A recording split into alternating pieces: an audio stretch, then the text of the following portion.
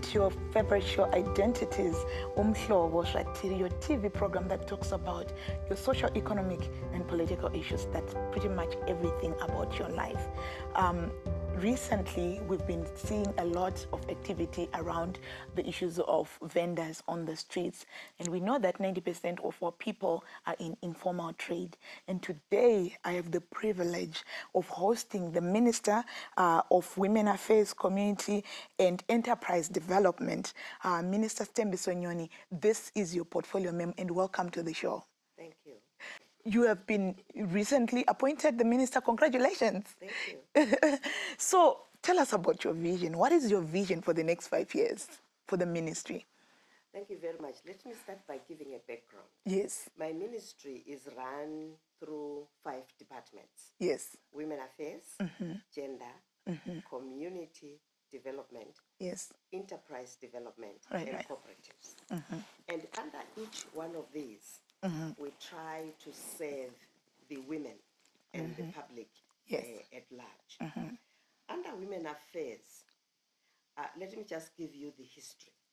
That for a long time, women really have been second-class citizens. That is agreeable. And that's why we had to go to the UN in 1985 in Mexico. Right. And since then, really the women's issues have been on board. And even at the United Nations, they've got a UN Women's Desk. Yes. And every March, we go to New York. Yes, CSW. To look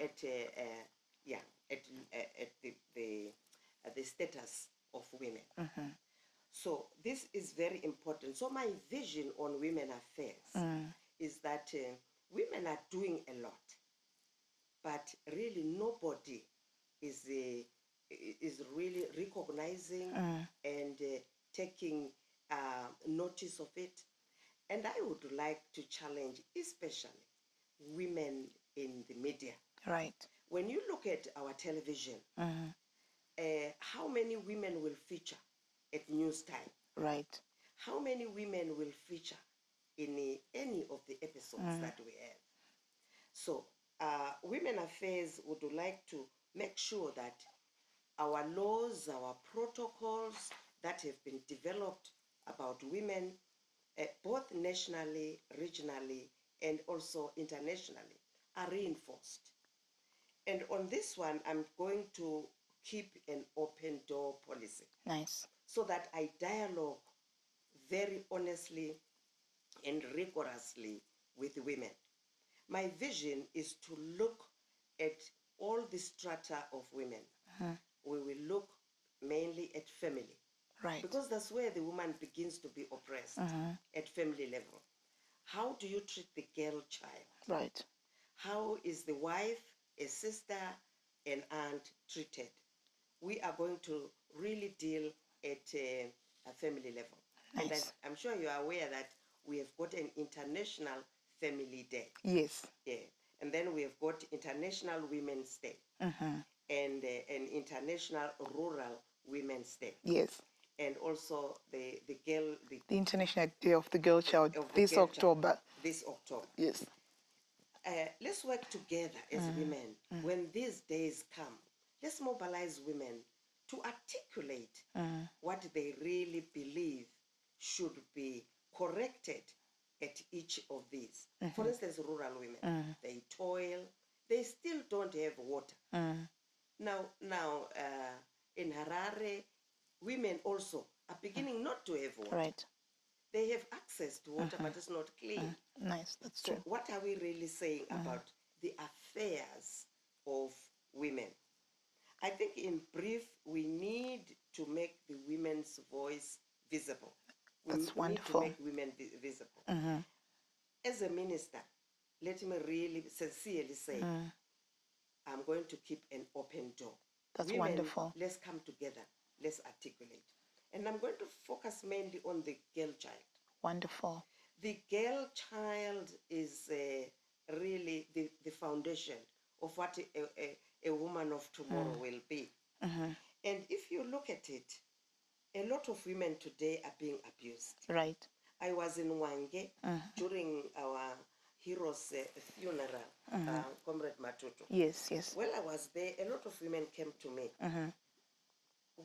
Girls are being abused. They are not going to school. And a lot of people are having nightclubs. They are having, beer gardens. And it is the girl child that is used there. And I'm going to aggressively really look at the affairs of the girl child. Minister, as we progressing with this discussion, you mentioned the forthcoming International Day of the Girl Child. What is the ministry specifically going to do around girls' education, women's reproductive health, and ending gender-based violence? I want to bring you to speed to say there's been a campaign launched that's called Every Child in School to make sure that the 27% of the children who are out of school have access, and we know the girl child is most affected. What are the tangible things that we're going to see from the ministry to address these issues? We are very concerned about the girl child. I'm sure you remember, we are very lucky because our First Lady is also concerned about this. I'm sure you remember that at some point she was invited at colleges, at Belvedere Teachers College, where the girls from colleges came to meet with her. These platforms are very important. What came out of that was really very revealing to me. And I want to thank her very much. I'm sure she will continue with that. Right. What came out is that a lot of girls who are at college, they don't have money. They don't have fees. They don't have the money for upkeep. So they end up having what they call blessers. Yes. So what is the ministry going to do to make sure that we don't have girls who are vulnerable, who are looking for the blessers, and also the basic education part as well that is enshrined in the Constitution? I have started a dialogue with the Ministry of Higher and Tertiary Education. And I personally allowed girls to come to the ministry. Right. And some of these, we raised a bit of money to make sure they are at school. Right. But now there are so many. Yes. And the little money that we had raised cannot continue to educate them. That's why even maybe up to last week, I had a discussion with the Minister of Higher and Tertiary Education. Yes, okay. I think there has to be a scholarship that is specifically put aside for Right. the girl child. If you go to the University of Zimbabwe, there are more girls now than boys. And yet they are really struggling. What are we doing to make sure that we produce a woman of confidence, Right. a woman that is untarnished by these male blessers?